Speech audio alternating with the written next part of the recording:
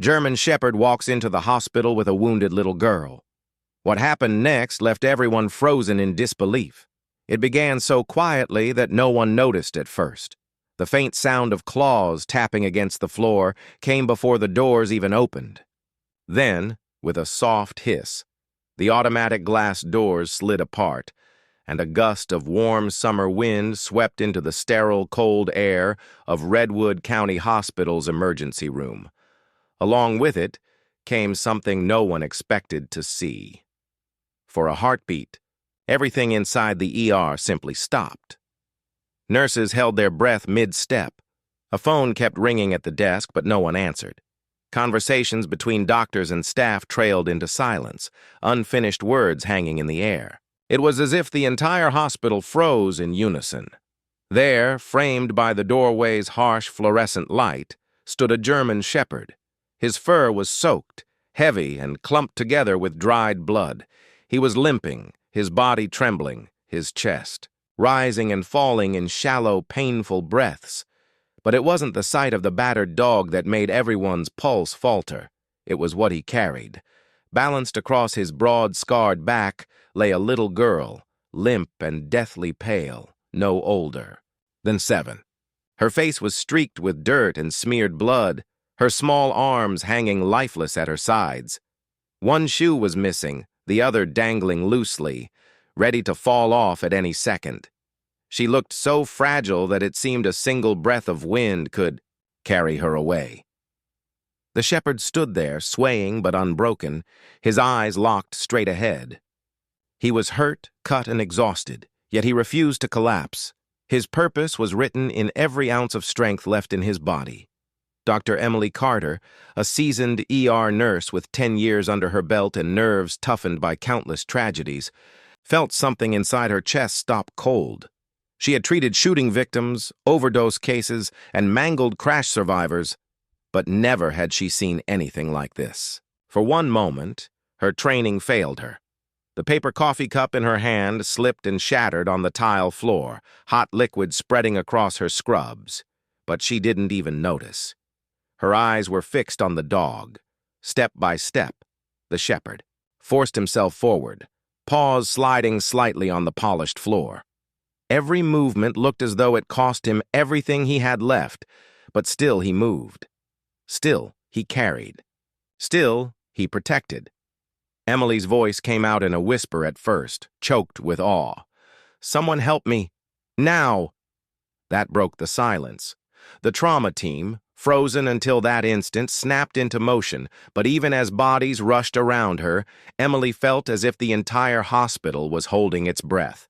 Not out of panic, not out of fear, but out of reverence. Because deep inside, they all knew. They were witnessing something extraordinary. Emily crouched down, lowering herself to eye level with the dog. The sound of murmurs and hurried footsteps behind her faded as her attention locked on him and on the fragile weight resting across his back. "It's all right," she whispered, soft and steady, her hands slightly outstretched. "You did the hard part. Let us help now." The shepherd's chest shuddered as he growled, a low, guttural rumble. It wasn't anger. It was the raw sound of exhaustion, fear, and maybe even grief. His legs trembled, buckling slightly, but somehow he steadied himself, refusing to fall, until he was certain the child would be safe. Emily inched closer, her voice quiet but firm. "You brought her here, didn't you?" she murmured. "You saved her." Slowly, the German shepherd turned his head toward her. Their eyes met, and in that fleeting second, Emily's breath caught. She wasn't just staring into the eyes of an animal. There was something else there, something worn, wise, unbearably human. Something that had carried too much for far too long. And then, at last, his body gave out. Without warning, the shepherd collapsed forward. Emily lunged forward just in time, catching the girl in her arms before she hit the floor.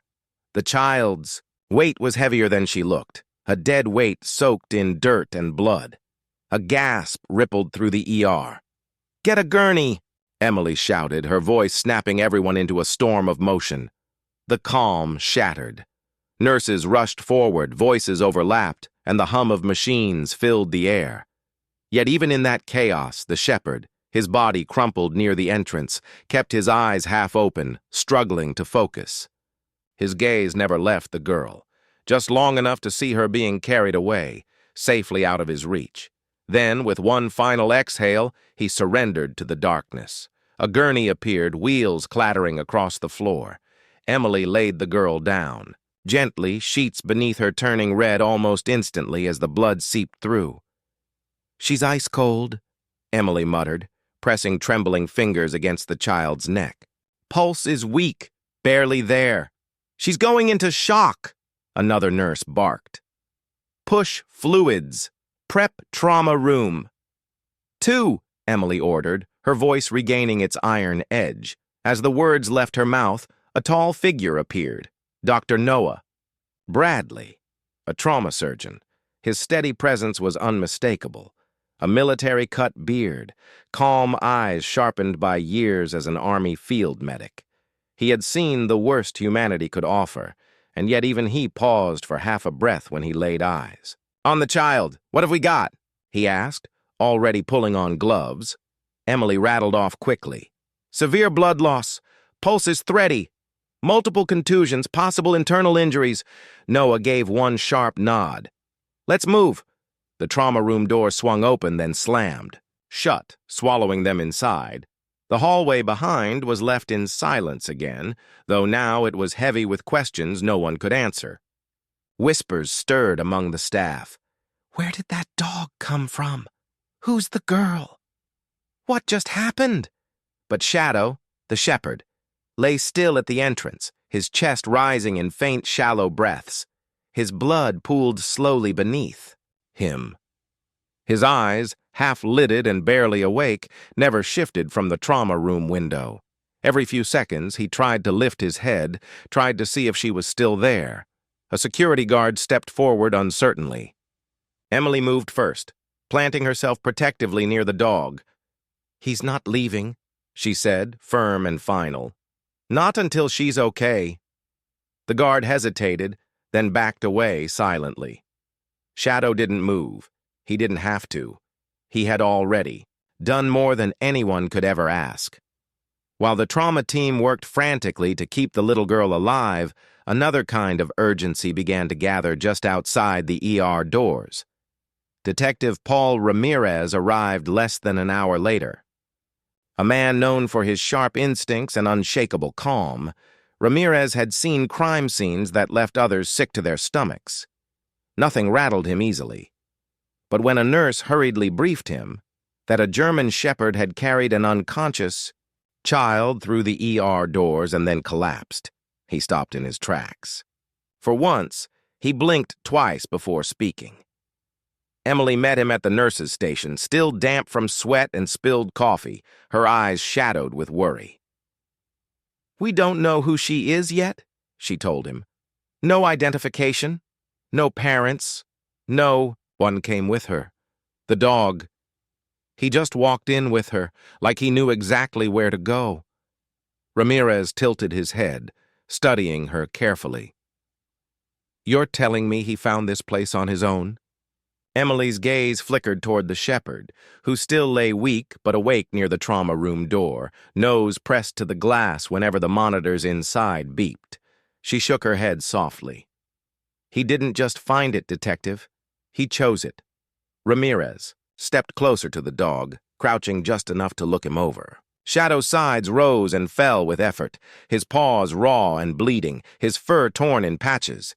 Yet even in his broken state, the shepherd stayed alert, his focus never leaving the girl beyond the glass. "No collar, no tags?" Ramirez asked. "Nothing," Emily replied. "No microchip either. We checked." Ramirez's jaw tightened. "Then I want to know where he came from." A voice called from behind them. "The woods." Both turned. Ranger Hannah Lee strode into the ER.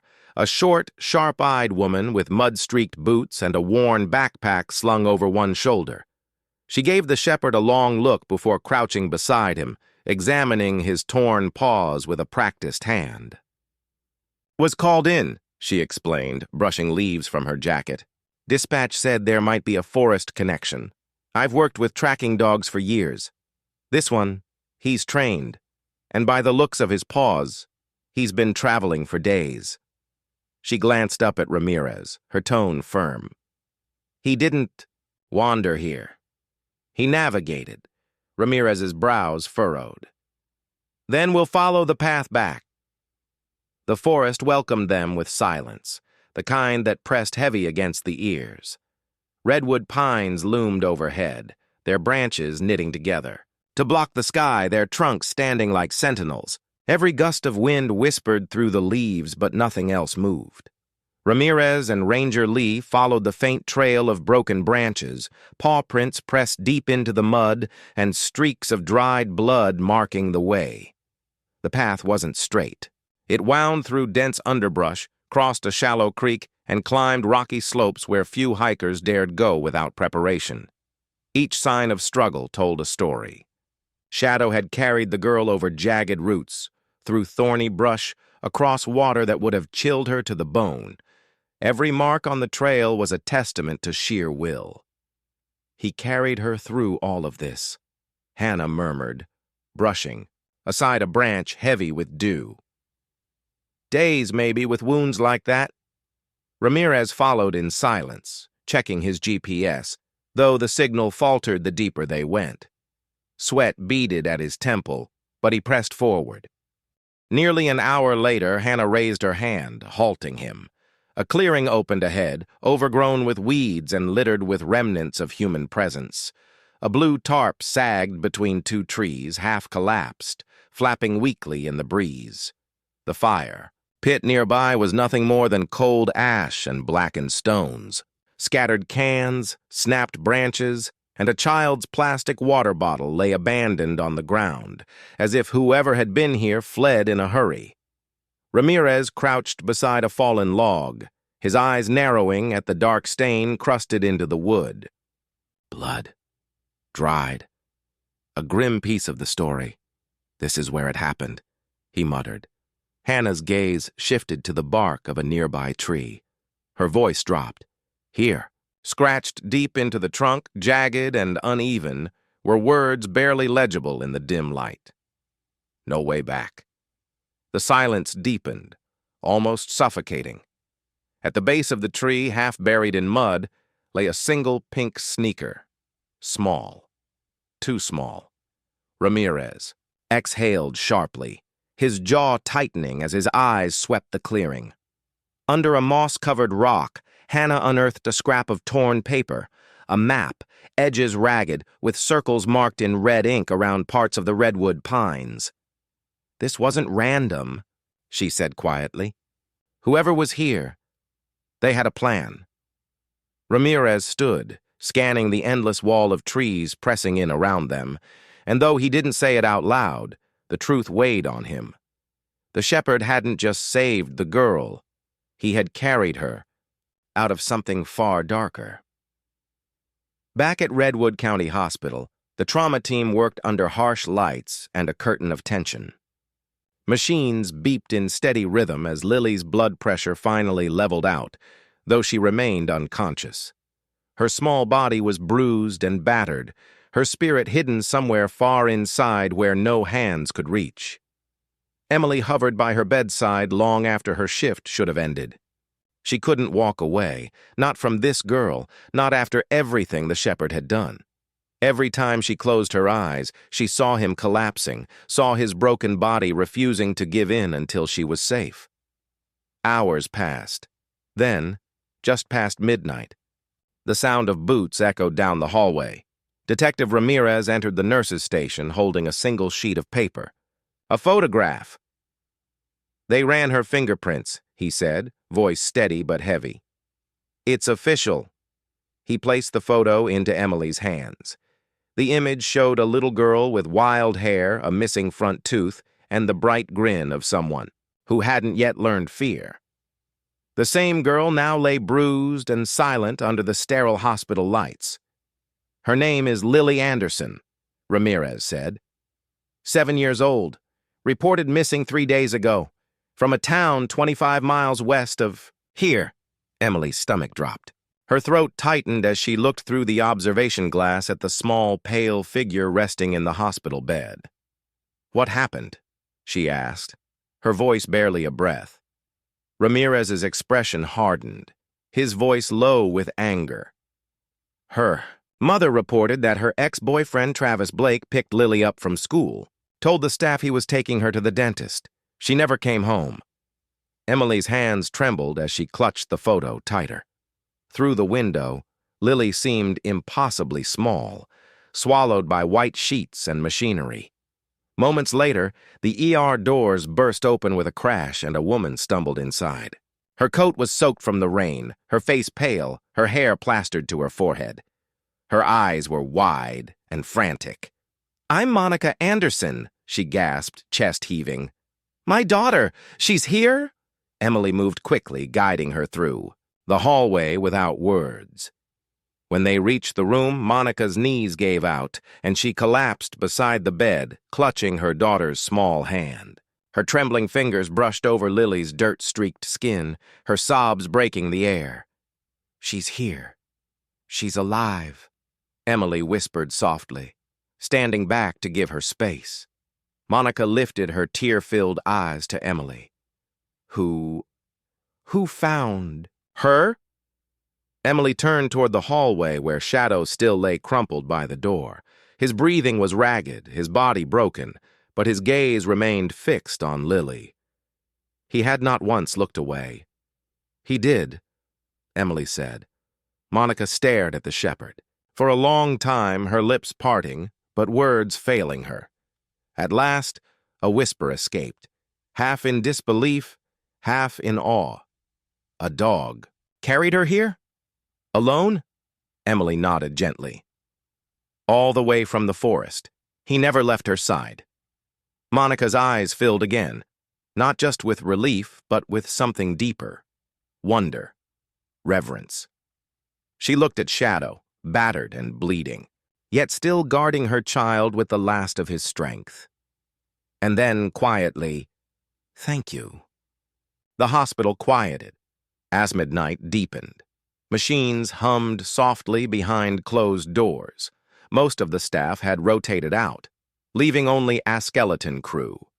The hallway lights were dimmed to a soft glow, casting long shadows on the sterile floors.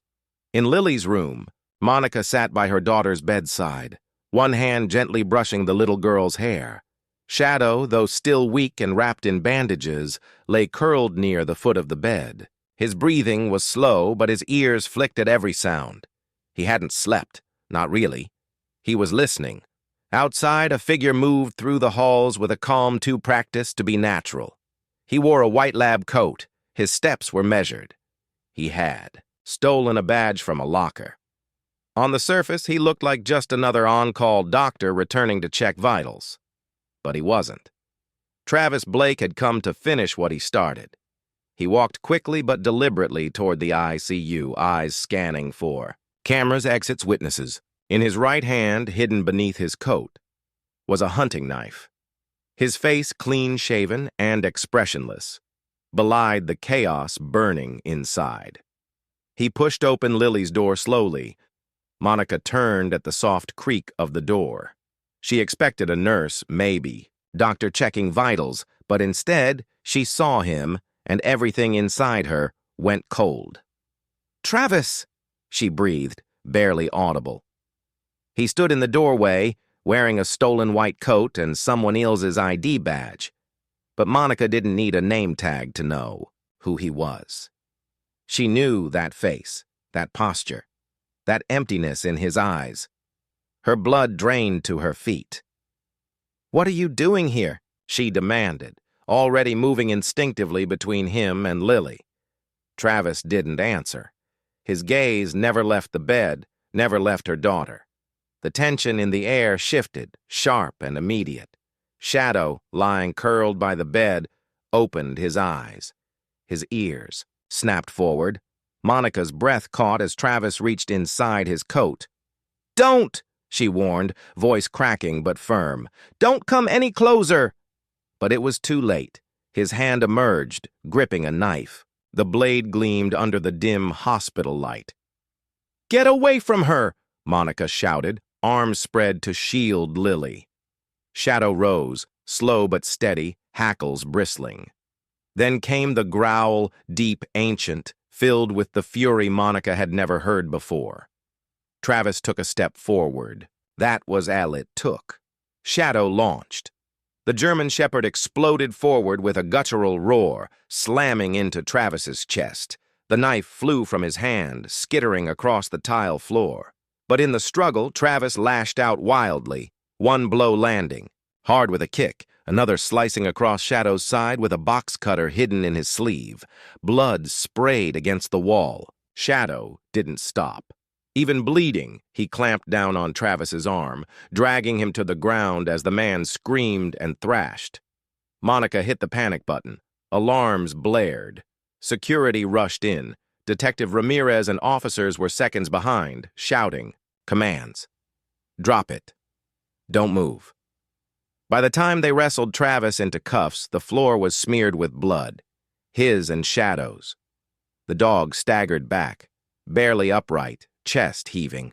Then, without a sound, he collapsed near Lily's bed, his body curling, protectively even as blood spread across the floor. His chest rose and fell unevenly. A nurse dropped to her knees, pressing towels against the wound, but the bleeding was too fast, as if his strength had finally given everything to keep her safe. "We need a vet in here now," Emily shouted, her voice cracking with urgency. Monica stood frozen, one hand still on Lily's shoulder. The image of Shadow, broken, bleeding, still positioned protectively between Travis and her daughter, burned itself into her mind. A security guard radioed for help. Another called the local emergency vet clinic, which had a non-call technician working nights with the hospital. 10 minutes later, a young veterinarian named Dr. Rachel Kimarivd, hair pulled into a messy bun, face pale with worry. She knelt beside Shadow and quickly assessed the damage. "He's lost a lot of blood. Rib fracture, deep laceration here, maybe internal bleeding." She looked up. "I don't have the surgical equipment here for this. He needs to be transferred. How much time does he have?" Monica asked. Rachel hesitated. "Maybe an hour, maybe less." Everyone turned to Monica. Emily stepped forward, lowering her voice.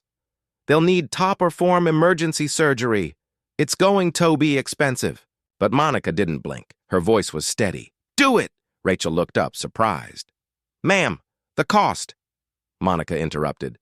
"Whatever it is, I'll cover it. He saved my daughter's life. I'm going to save his."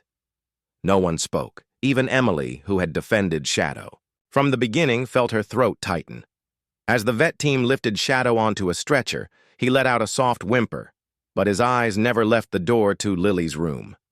Monica walked beside him down the hall, whispering like a mother would to a child.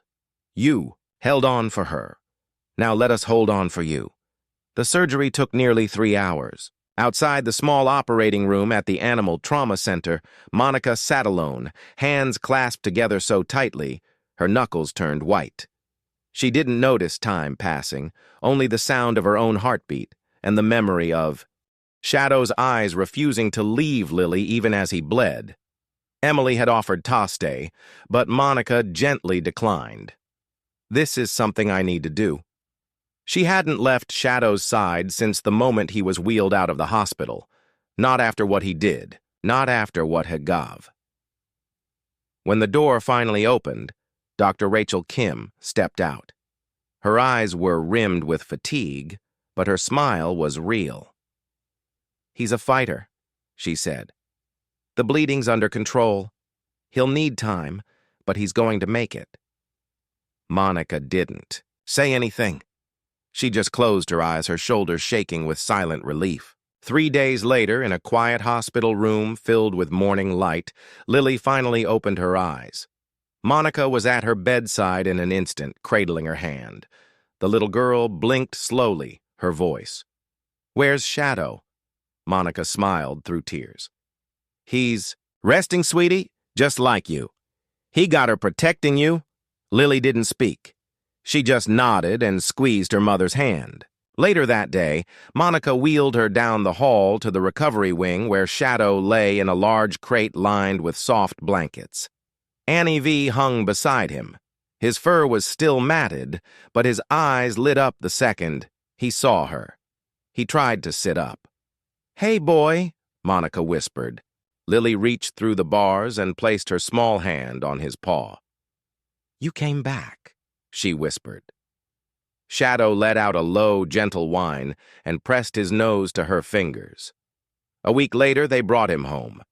Monica bought him a collar, a leash, and a big red blanket for the foot of Lily's bed. But Shadow rarely used it. He preferred curling up right beside her. At the pet store, Lily picked out a red bandana. "He's not just a dog," she told the cashier proudly.